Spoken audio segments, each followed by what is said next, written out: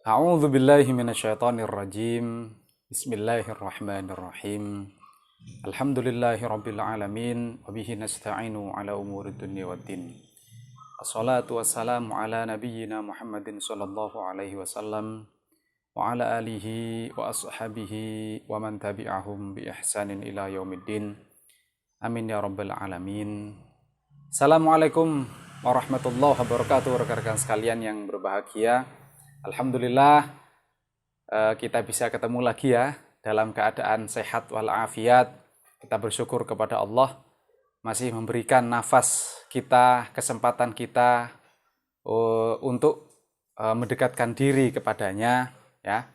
Mudah-mudahan hidup kita yang sekali ini ilmu, rezeki, keluarga, saudara, tetangga, sahabat, teman, lingkungan semuanya bermanfaat dan berkah. Selamat fid dunya wal akhirah. Amin ya rabbal alamin. Nah, rekan-rekan sekalian, pada kesempatan kali ini saya mencoba untuk to analyze all together gitu ya. Kita menganalisis semuanya ya, karena sudah saya ceritakan jin versi Hindu, jin versi Buddha, ya, jin versi iman Kristen, dan juga jin versi keyakinan atau iman Yahudi. Nah, rekan-rekan sekalian, dari Hindu, keyakinan Hindu dari Weda itu kita tahu bahwasanya di dalam agama Hindu itu jin itu juga digambarkan dengan sosok, yakni Suro dan Asuro. Kemudian ada kala itu ya, kala wengi, kala dengen, ya, sang wengi, pekak wengi, samar agung, sang agung, dan lain seterusnya dan lain sebagainya. Suro dan Asuro dalam imajinasi sosok ya, bahwa di situ digambarkan jin itu sebagai Suro dan Asuro, yaitu jin yang sifat baiknya dominan yaitu Suro, dan juga ada jin yang sifat jahatnya itu dominan yaitu Asuro. Ringkas cerita rekan-rekan sekalian, di dalam keyakinan Hindu itu juga ada interaksi antara orang-orang yang dianggap suci, tokoh agamanya, dengan jin gaib metafisik itu, dengan Asuro itu ya. Dilakukanlah ritual persembahan kepada Asuro ya di atas palinggi ya. Tradisi atau ritual Banten Caro itu yang dianggap atau diyakini Asuro itu, yakni para dewa yang menyimpang itu, tidak mengganggu ritual peribadatan orang-orang Hindu ya. Jadi kalau mau beribadah orang-orang Hindu itu supaya tidak diganggu oleh Asuro ya dan pasukan-pasukannya, maka di situ dibuatlah sesajen semacam persembahan ya di atas palinggi itu, yang itu ritual Banten Caro itu. Nah, sehingga di dalam tradisi Hindu itu kita juga bisa simpulkan bahwasanya jin versi Hindu itu dipahami sebagai sosok makhluk gaib metafisik ya, yang berupa sosok dan sampai bisa berinteraksi ya, persahabatan dengan manusia. Kemudian juga di Buddha, sedangkan di Buddha jin itu juga digambarkan sebagai sosok roh jahat ya, tetapi bedanya dia bukan hantu ya, dia juga bukan para dewa sebagaimana Hindu. Diyakini dia adalah roh gitu ya, bangsa roh yang hidup di suatu alam seperti itu. Kemudian menurut keyakinan Buddha itu juga jinnya itu berada di suatu alam yang sedang mengalami reinkarnasi akibat karma pada kehidupan sebelumnya ya. Jadi di dalam Buddha kita tahu juga bahwasanya jin itu dipahami sebagai sosok gaib metafisik, makhluk halus itu ya, yang dipahami mayoritas orang-orang Jawa, terutama orang Jawa awam gitu ya. Lah kemudian di kita lanjutkan di tradisi Kristen atau jin versi Kristen, kita juga tahu ya, jin itu juga digambarkan sebagai sosok, diyakini sebagai sosok, ya, sebagai sesuatu yang berbentuk gitu, ya. Bahkan di sini lebih jelas lagi bahwasanya jin itu bisa masuk ke dalam diri seseorang, bisa masuk ke dalam binatang, bisa masuk memanfaatkan benda-benda tertentu. Ya, jadi kalau kita kata yang bisa kita sebut ya di sini yang umum terjadi di masyarakat itu adalah kesurupan. Ya, itu jelas sekali di di Lukas pasal 8 ayat 27 sampai 33 itu jelas sekali keyakinan itu. Ya, bagaimana jin itu masuk ke dalam diri seseorang, kemudian orang itu menjadi tidak sadar. Kemudian orang itu dikuasai sepenuhnya oleh jin itu.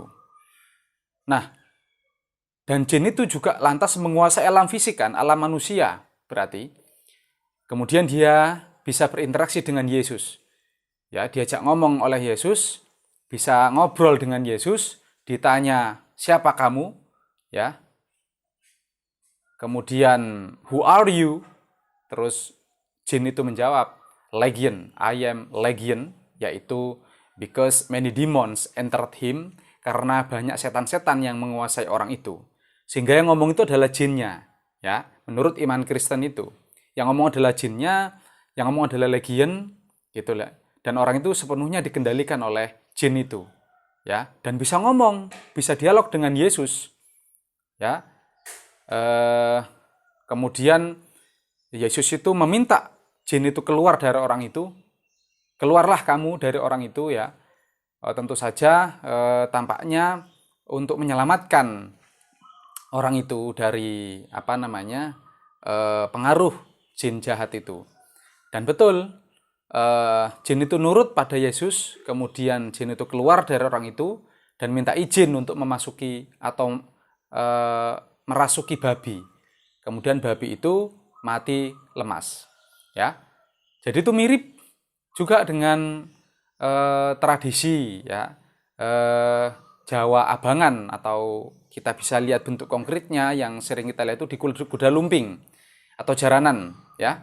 Itu kan diyakini gitu ya, orang-orang Jawa awam itu pada umumnya meyakini yang masuk pada orang itu adalah roh jahat atau jin, ya, atau roh almarhumah, ya, atau roh siapapun lah, ya, makhluk halus pokoknya yang jahat atau makhluk halus yang dianggap hebat yang masuk ke dalam orang itu, kemudian sama dukunnya itu interaksi, ya.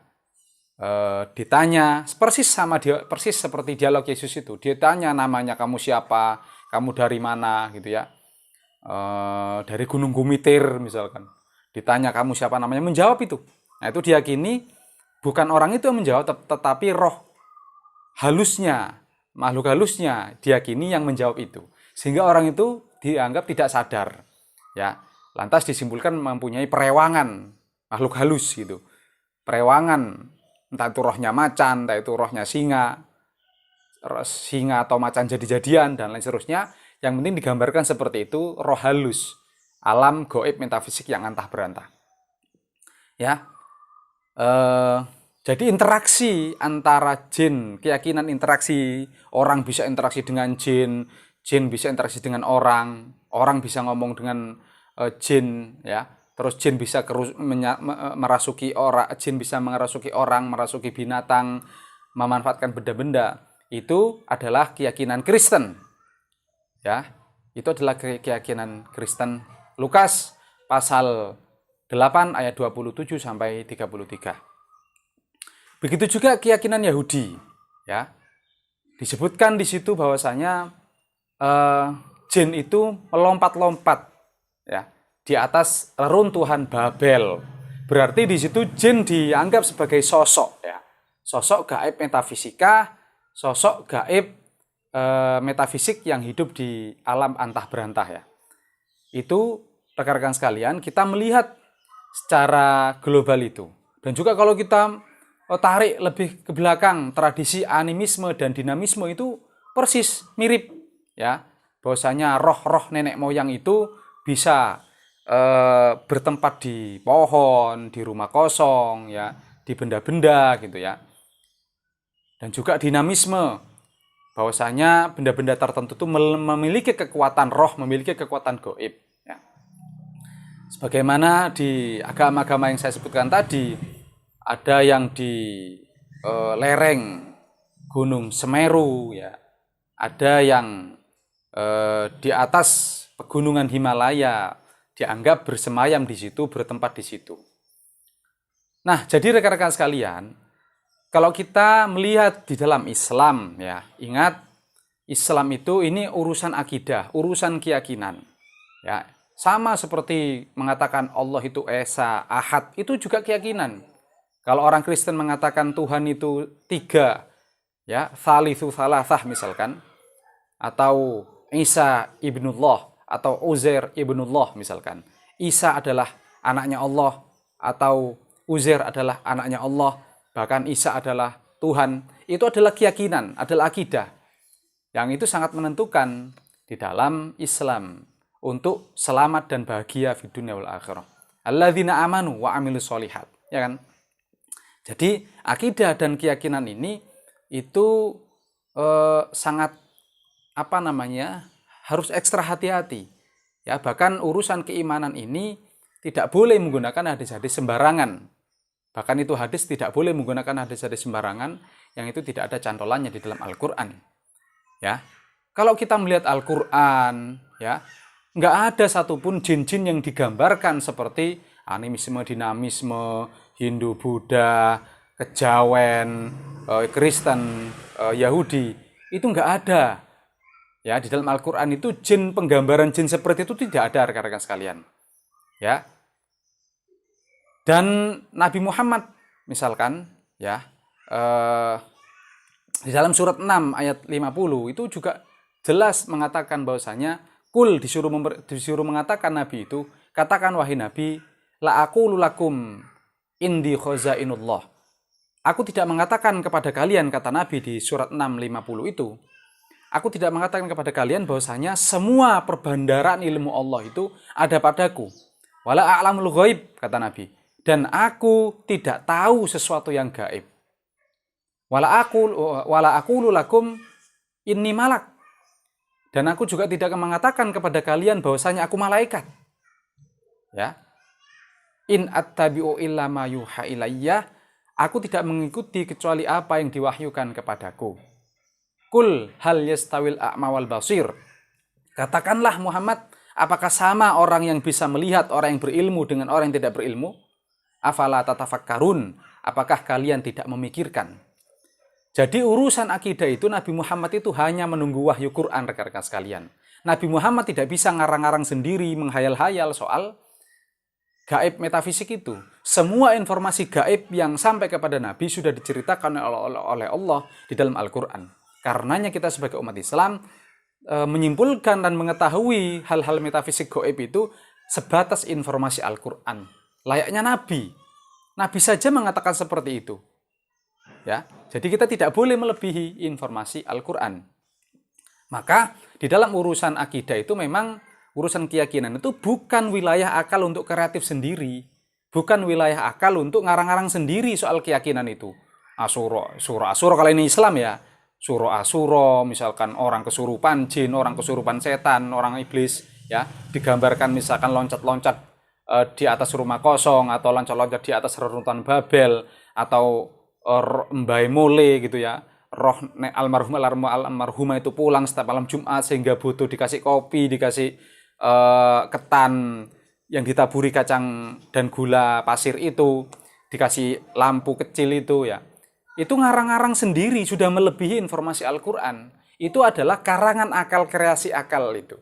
Nah, di dalam urusan metafisik gaib ini, akal haram. Ngarang-ngarang sendiri, kreatif itu nggak boleh. Ya. Kecuali di tradisi budaya yang itu bukan urusan akidah, urusan keyakinan, itu akal boleh berkreasi.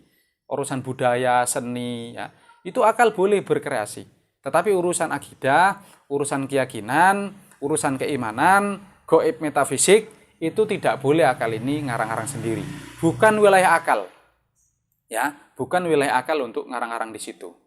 Ya. Jelas sekali di situ Nabi itu Jibril itu nggak selalu online. Bahkan sekelas Nabi Muhammad pun tuh Jibril nggak selalu online. Jadi nggak selalu bisa di calling kapan saja, ditanya info apa saja, enggak. Ya. Jadi datangnya Jibril itu juga kehendak Allah. Nggak bisa Nabi menghadirkan Jibril, kemudian sewaktu-waktu Jibril bisa ditanya apapun dan kapanpun, tidak seperti itu. Jibril tidak selalu online. Ya, karenanya Nabi itu adalah manusia biasa. Wala aqulu lakum inni malak, dan aku tidak mengatakan kepada kamu aku ini malaikat. Ya, aku hanya mengikuti in attabi'u illa ma yuha ilayya. Aku tidak mengikuti kecuali apa yang diwahyukan, diinformasikan oleh Allah kepadaku. Jadi Nabi nggak mengikuti selain yang diinformasikan Al-Quran kepada beliau itu. Ya, maka rekan-rekan sekalian, kita menjadi tahu batas, ya, batas di mana keyakinan kita itu. Apakah keyakinan kita sebagai umat Islam ini sudah campur aduk dengan keyakinan-keyakinan yang lain di luar Islam, entah itu agama, entah itu tradisi, entah itu keyakinan, ya, keyakinan yang sudah mentradisi, ya, ini juga berbahaya rekan-rekan sekalian. Misalkan kuburan, misalkan bahwa di kuburan itu roh orang solehnya masih bergantayangan di situ. Lah, ini sudah keyakinan yang itu tidak boleh kreatif di situ. Nggak ada di dalam Al-Quran, nggak dicontohkan oleh Nabi Muhammad. Ya, jadi dilarang di situ melebih-lebihkan informasi Al-Quran. Ya, sekali lagi, batas itu rekan-rekan sekalian, mewaspadai keyakinan kita, batas itu yang tahu adalah kita sendiri. Ya, antum sendiri. Apakah keyakinan kita sudah campur aduk nih? Apakah keyakinan kita ini murni gitu ya? Bersih gitu ya? Ya. Karena kita tentu saja ingin selamat dan bahagia fid dunya wal akhirah, ingin memiliki keimanan yang memang layak diimani, dan ingin membuang semua keimanan yang itu memang tidak layak untuk diimani. Oke rekan-rekan sekalian, itu yang bisa saya ceritakan pada kesempatan kali ini. Terima kasih atas segala perhatian. Akhiru da'wahum anilhamdulillahirabbil alamin. Wallahu a'lam bishawab. Assalamualaikum warahmatullahi wabarakatuh.